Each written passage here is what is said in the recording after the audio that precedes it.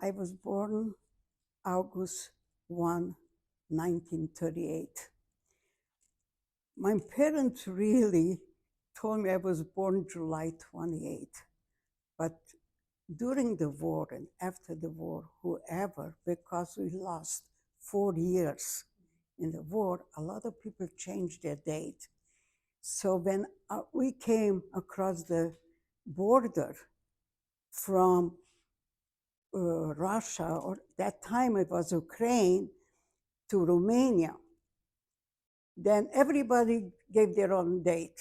Some made 4 years younger. Some, they made me 2 days younger. That's okay too.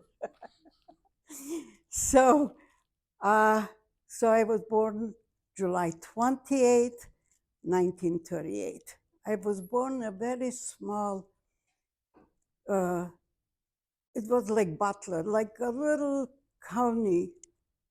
And the big city there was Chernobyl. Again, when I was born, they said it was Bukovina. After that, they changed from Bukovina to Ukraine, from Ukraine to USSR to Romania. So I was 2 years old when we were driven into concentration camps. It was my father, my mom, I have an older sister, and my grandmother. Everything was by foot. We walked and we walked till we came into a farm. That farm used to be mostly cows used to live there. I don't remember, I don't know exactly how many people were at that farm, but it was many, many, many people. Being I was so young, I was 2 years old, my mom held me in her arms like that. By the time we got there, I don't know how many hours. By the time her hand was so swollen that she could not open it, they had to take me out from underneath. And then slowly, slowly, her arms got better and she could sit with us. We were the lucky ones because my father was with us. My father didn't have a lot of schooling. He may have had 3, 4 grades, but he was the most brave, the most intelligent man I could ever say they exist. If it wouldn't be for him, we would have never survived. He was a tailor. So whenever he could go and steal, do some work, he was there. I remember, I remember already. I must have been 3 or 3.5 years old. He went out to, we were under the Romanian that time, Romanian soldiers. He went out into the woods to look for food. You know, being it was a farm, there was in winter, there were frozen potatoes underneath on the ground. So he took some of those frozen potatoes because we didn't eat it, I don't know, 48 hours, 36 hours, a few days, can't remember that. And he stole that and he was caught. So I remember how they tied his hands underneath and they gave him on his back, I don't know, 20, 36. They beat him up because he went to steal. The way he was, he came home with us because the kids, my sister and I were screaming and yelling. He came home, he had those few potatoes. He gave my mom a little bit, my grandma a little bit, and we had something that's how we survived, whatever he could steal. And after that, we started walking again. And we walked and we walked, we walked. We don't know how many miles or kilometers. And my mom used to see a wagon. She used to throw me on the wagon because I couldn't walk right yet. And then we walked further and we walked further. And the gendarmes, that's how they call those soldiers, faster, faster, faster. Like I said, I remember things since I was three and a half, although for years I didn't want to remember. And then we came in a place where it was like a warehouse. And there was a lot of people in there. But I was hungry. I must have been already 4. So I went to look on the window sills. Maybe somebody left something. And I found something. And I grabbed it and I put it in my mouth. It was a piece of soap. Even today, I feel that taste. There are things that you saw there and you heard that and it was done to us that you cannot imagine. These people could be so cruel. The Romanians were terrible. And then we were under the Germans, soldiers, and they were even worse. We were under Hungarian soldiers because that place was very close to the Hungarian borders. And after that, my dad managed to get some work from the soldiers. He made them pens, he made them whatever he could, not for money, for food, so he could survive. And that's how we survived in the places almost 4 years. In 1944, we were liberated, and everything by foot. My mom got pregnant. There was no woman who got pregnant in the concentration camp. I don't know how she got pregnant. My dad had a lot of fun.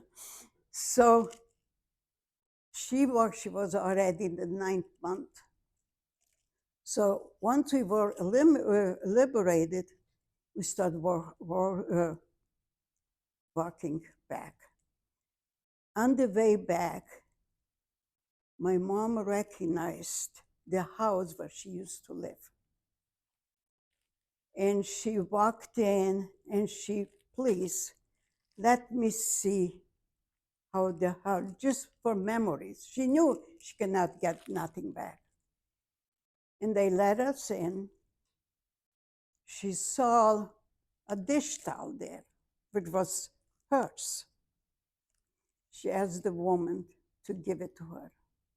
She said, no way. Jews are really, I made exceptions. Jews are not allowed in those homes. So we all walked out. My mom started crying, and we walked and walked till we got to Chernovitz. Chernovitz was considered a big city. And again, right now I think Chernovitz is Bukovina. That time, it must have been Ukraine, because Ukraine was pulled apart. So many pieces was pulled from all over, from Russia, from Romania, from Budapest, from all over. So that time it was Ukraine. My mom and my dad was left in the hospital where my younger sister was born. And my grandmother and me and my older sister, we started walking. Everything was by foot. We didn't have money. We were hungry.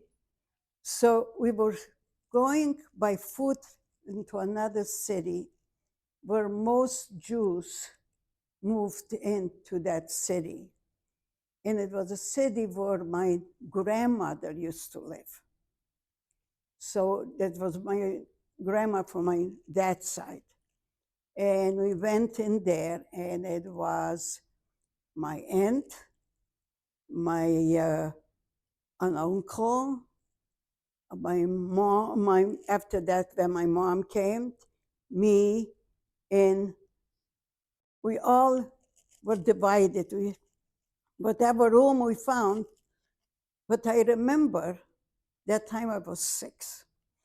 I remember there's when it's freezing and the water's freezing and it became, I don't know how you call that in English, and we saw like hanging, but we were happy we were in a room. Little icicles? It's like icicles, right? It has a specific name, I don't know. So anyway, my sisters and I stayed there. Then my mom and dad came, and we all stayed there. My dad, after 3 or 4 days, the army came. That was already the Russian army, because the war was not done. It was in 44, June 44. The war was not done yet. And they took my dad. I remember we were running, my sister and I holding hands. My sister's 3 years older. We were running, screaming, "Don't take our dad, don't take our dad." They took him. And then it was my mom. And me, 6, my sister, 9. How you survive? There is no work. How do you survive? The kids have to eat. There's a baby. So we were already 3 downstairs in that room. My mom started buying a bottle of vodka, because the Russians, they like vodka. And she used to sell like shot of vodka for I don't know how much. And that's how we survived. It wasn't pretty. It wasn't great. But we really hope that my dad is going to come home. My dad came home after my sister was already 6, after 4 years. Or I don't know, she was 4 or 6. And he came home, and then an order came, that all the Jews could leave Russia. That part became already Russia, can leave Russia. So we packed. We didn't have what to pack. We packed whatever we had, my grandmother, my uncles, my aunts. We used to be a lot of family that time. We packed and we went to the border. At the border, when we came, we were asked, "Where do you want to go?" We didn't know. The border was between Russia and Romania. So somebody told us, if we go to Satu Mare, the religious people would know, was a very prominent Jewish city, very religious Jewish city. So my dad said, "Nobody wants us. Let's go between the Jews."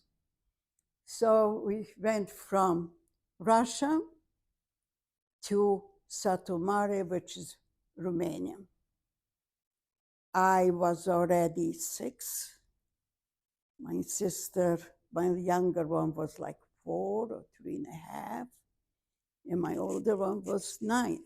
So, but we had our dad and our mom, and that's how we walked to Satu Mare, which is on the border. Satu Mare is on the border between Hungarian and Russia. There it was already easier. My dad found right as a tailor, he found right away work. We kids were sent to families, Jewish families, to eat. I remember I was assigned to a family who were jewelers. And I used to come there for lunch. And they always had there what to eat. So they gave me, duck, the fat of the duck, when you fry it, make it so crunchy. That has a name too, I don't know. They gave me that. The first time it was delicious. Second time it was too much fat already. So I used to take half of it and throw it underneath, because I couldn't stand it on me. Every day I used to have, although they were a rich family, but we came, so they gave us whatever they had there. Even today, I don't eat the fat from the duck. It's terrible. So anyway, in Satumare, it was already much better. We went to school there. My father was working. Being he was a tailor, he worked a little bit at home too. And whatever he worked at home, my mom used to take it to the market and sell it there. So it was already a good life. We were not hungry anymore. We didn't have much, but that's okay. I was there till I got married in 1958. So from 45 till 58, we were there. And my grandmother died there. One of my uncles came there. The rest of them were all over the Romanian cities. So I went to college there. I had great work already. I was 16. My best study was math, was businesswoman, to be a businesswoman. To be a businesswoman. That's what I like to do. I like to make money. So anyway, in between, I was 16, I was already a manager in like a giant eagle.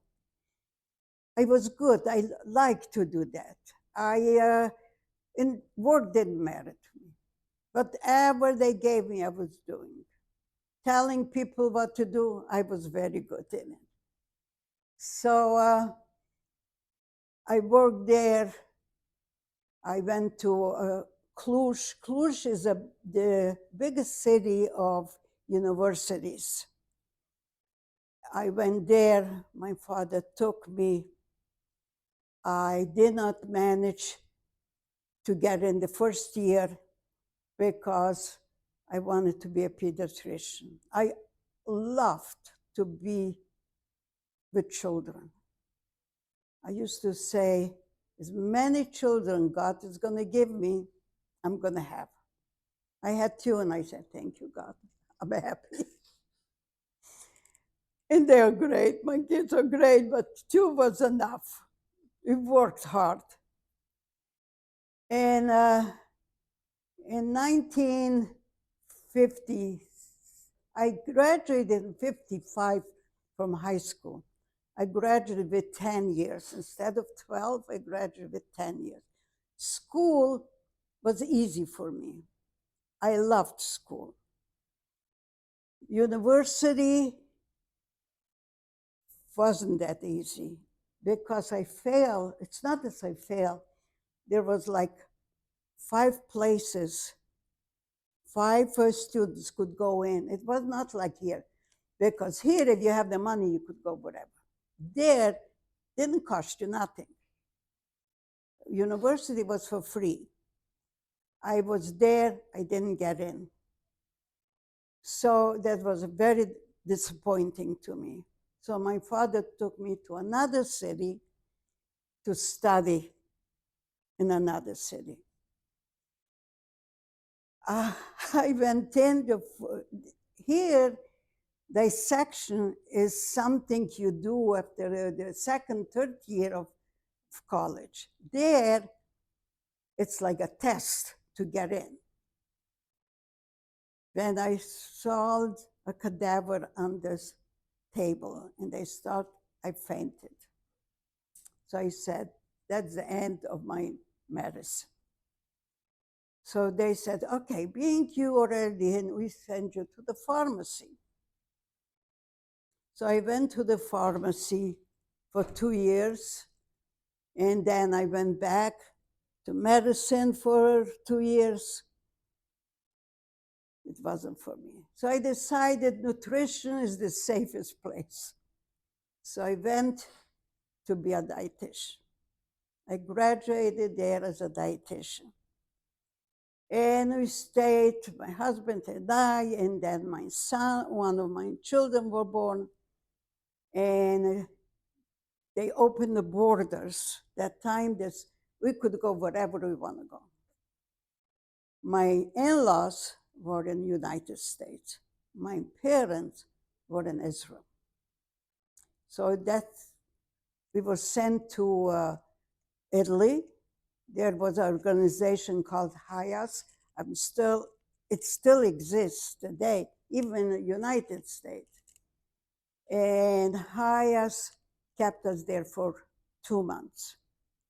My father got sick. He was 55.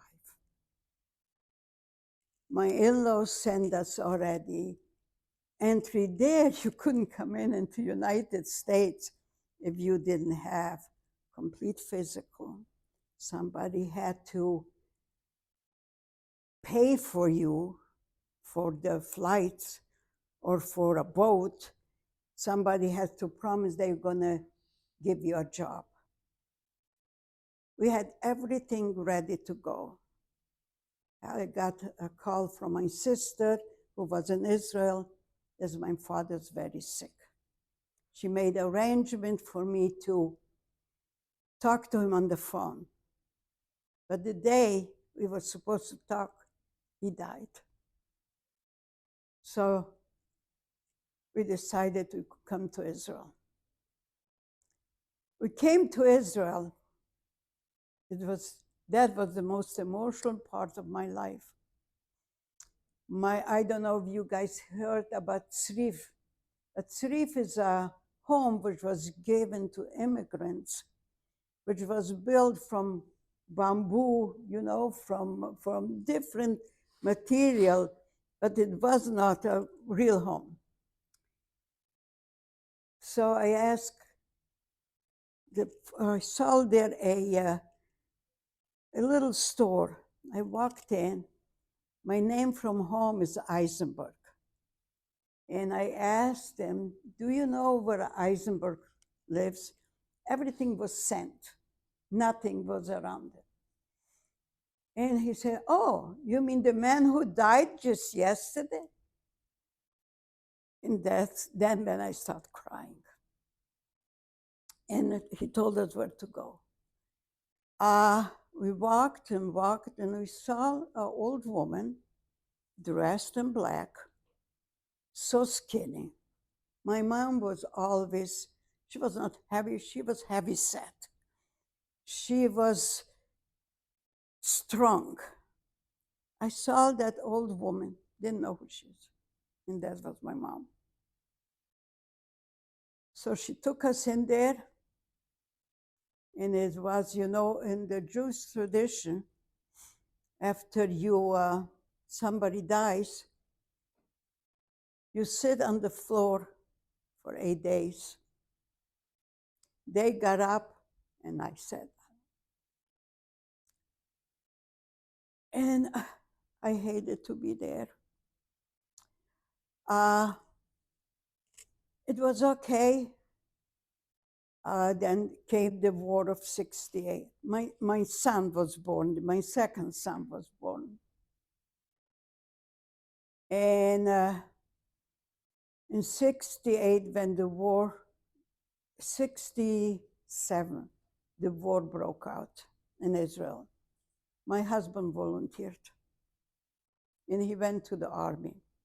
And I was alone with 2 babies. The little ones was a year old, or maybe my older was 3.5. I put him I came down And that's what made me run away from Israel too. I came down because that time they didn't have shelters. You made a shelter yourself, and you made like a hole.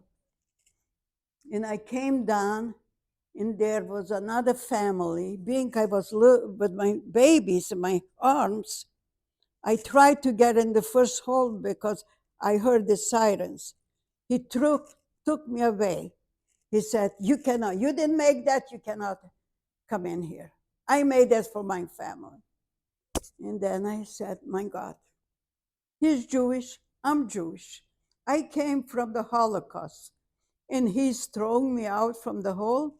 And that was the first time I started, because they were divided between, you say, diversity. There it was diversity that time. There were Jews from Yemen, there were Jews from Persian, there were Jews from Europe, there were Jews from all over. And everyone had like a nickname. Like the Romanian Jews, they used to call them the thieves. The Polish Jews were the dumb. Every Jew was, and that was not something what I would have liked to see in a country like Israel. That time in that country, it was not even 1 million people. They were all immigrants. So finally, after the 67 war was done, I said to my husband, "We are leaving." My mom was still there. 2 sisters I left there. I said, "I have 2 boys. I don't want them to go to be killed. We are leaving." We got the passport, and in 1968, March, we came to United States. When we came on Fifth Avenue, all Fifth Avenue was on fire. That was the day Martin Luther King was killed. So I came from one fire to another. So anyway, that's a little bit of my life. Thank you so much for sharing that with us. I really appreciate it. Experiencing the things that you experienced, and seeing everything that your family had to go through. Why do you think it's important that people now remember the Holocaust and remember everything that happened? Well, how should I put it? I hope it's never, never going to happen again. But there is still so much ignorance. I could talk about this country because I'm here over 50 years. There's a lot of people who still don't know what Holocaust means. There's a lot of people who are going to say it did not exist, we made it up. There is a lot of people who say, "Why are you asking for reparation? Why are you asking the Germans to pay?" I could not get reparations because I was making too much money. I started working here, doing pots and pans. Work was not hard for me. I didn't have a language. I went to the Jewish home.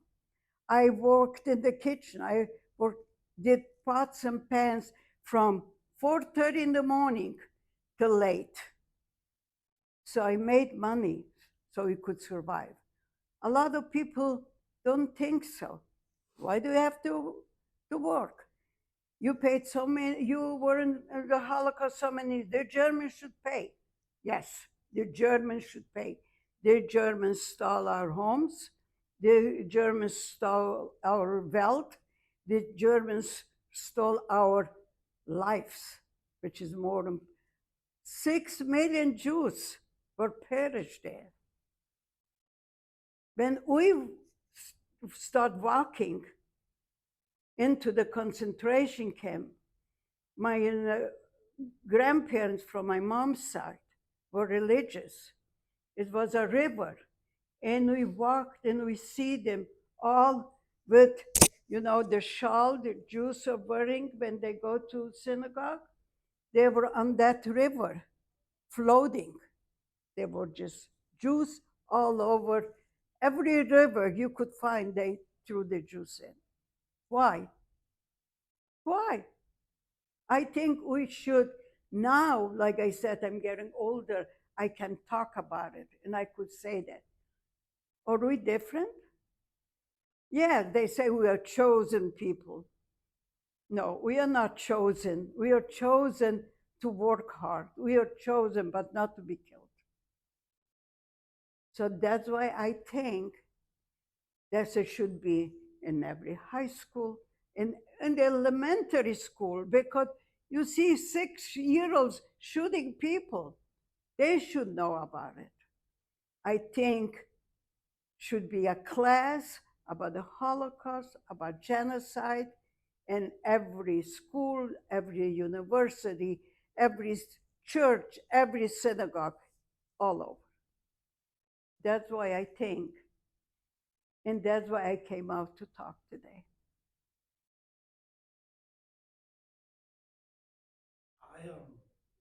A question I had is, and we kind of touched on it already a little bit, excuse me, but what do you think is the most important thing for young people to do in terms of carrying on remembrance of the Holocaust and of survivors? I have 3 grandchildren. 2 of my grandchildren are 20. The little one is just 14. They don't want to know about it. They don't ask about it. My grandson here, Ben, we are so close. His hugs are the best hugs ever. We are so close. He doesn't want to know about it. And I said, Ben, don't you want to know why your grandfather got sick? What your great grandfather died so young? Don't you want to know that all that has an effect on people? And he said, Mom, nobody's talking about it. I think that's why I said in the school, universities. He's right now in the university. My granddaughter is in university. My granddaughter goes to Rhodes, which is a private Catholic university. She has to take a lot of religion, which I think is great. She should know about other nationalities and another thing. But they don't teach about the Holocaust. They don't tell those kids what happened, and it could happen again. My grandson is in Penn State. They don't teach about the Holocaust. He has to take a language. So he took Hebrew because that's easy. His parents are speaking Hebrew in the house. He doesn't have to study on it, so he took Hebrew. But there is not a class. Young people should know what happened. I think I admire you guys. I really do. This you pick such a hard subject. I mean, I touched just a tiny bit what happened. If you would dissect and go day by day by day to see what happened there, you would not believe. How can it be? How can it be? 40 years, 5 years, nobody knew that so many people are killed. And who were killed? They were killed Jews, they were killed homosexuals, they were killed Black people, they were killed gypsies, they were killed. They were people. Why? And I think that's what once you study in the school, you may not have everything in mind. You could not picture everything, but something. And I think that's why young people should be taught. Thank you so much. You're welcome. I'm sorry. No, Yeah. don't apologize. Don't apologize. Yeah, that's life. Tony, you ready for lunch?